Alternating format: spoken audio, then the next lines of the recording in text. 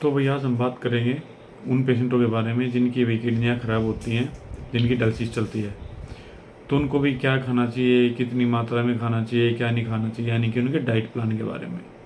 तो सबसे पहले जो हम बात कर रहे हैं वो कर रहे हैं हम उनके जो उनको चीज़ें नहीं खानी चाहिए उसके बारे में बात। तो सबसे पहले इनको वही जैसे जो अपने फल्स होते हैं, जैसे केला हो गया, ठीक है, चीकू होगा, ग्रेप्स हो गए, लीची होगी, इन आदि फ्रूट्स को इनको अवॉइड करना चाहिए। उसके अलावा भाई इनको जो कोल्ड ड्रिंक्स वगैरह जो होती हैं, पापड़ होते हैं या अचार होता है, इन सब चीज़ों को भी इनको अवॉइड करना चाहिए।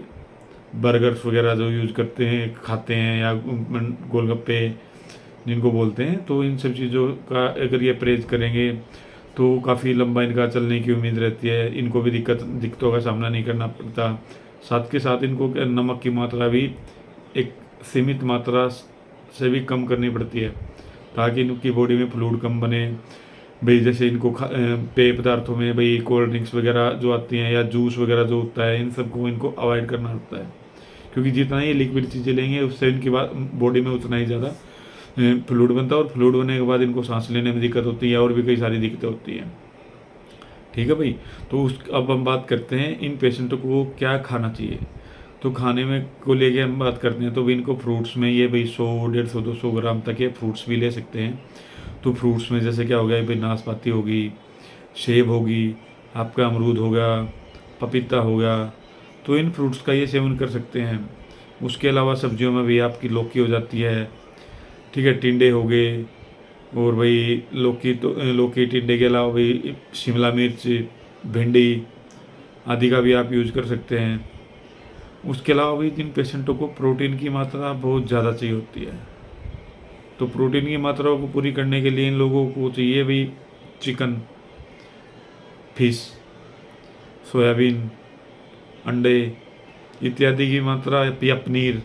तो इन सब चीज़ों की भी डॉक्टर की सलाह से एक बार डॉक्टर से मिल के उनसे सलाह ले भी इनको कौन सी चीज़ की कितनी मात्रा का यूज़ करना चाहिए, तो उसी हिसाब से इनको अपना डाइट प्लान करना चाहिए। उसके जो आप अंडा यूज़ करते हैं, अंडे का एक बात आपको याद रखनी है कि आपको जो वाइट वाला पार्ट होता है वही यूज़ करना है, येलो पार्ट को आपको फेंक देना है। उसके बाद आता भी आप लोगों के लिए मिल्क, यानी कि दूध की मात्रा भी आप 200 ml तक यूज़ कर सकते हैं।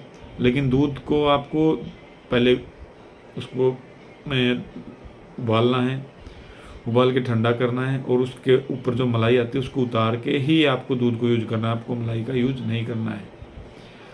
जो अगर आप मलाई का यूज़ करते हो तो वही आपका उसमें खोए मेवे में यही चीज़ कन्वर्ट हो जाती है, वो आगे चल के फिर वो चीज़ आपको दिक्कत देती है। तो आपको दूध के साथ आप दही का भी यूज़ कर सकते हैं। दूध के साथ अगर आपको मतलब मान लो सुबह आपको एक ताज़ी दही मिल जाती है तो आप वो भी आपके लिए बहुत अच्छी है। उसके अलावा आपकी मेडिसिन वगैरह अगर तभी तो जो भी आप मेडिसिन यूज़ करते हैं वो आपको अपनी मर्ज़ी से नहीं छोड़नी है, आपको डॉक्टर की सलाह से ही छोड़नी है। और प्रोटीन की मात्रा भी आपको डॉक्टर की सलाह के अनुसार ही डिसाइड करवानी है। अपनी मर्ज़ी से आप लोग ऐसे डिसीजन ना लें कि भाई आज 1 किलो चिकन आज ही खा जाऊँगा मैं और आपको फिर 1 घंटे बाद आपको दिक्कत आई। नहीं, अपना प्रॉपर डाइट चार्ट बनवाएं, उसके साथ ही आप अपनी डाइट मेंटेन करके रखें और अपनी दवाइयाँ टाइम से लें। भाई चैनल को लाइक और सब्सक्राइब करें। धन्यवाद।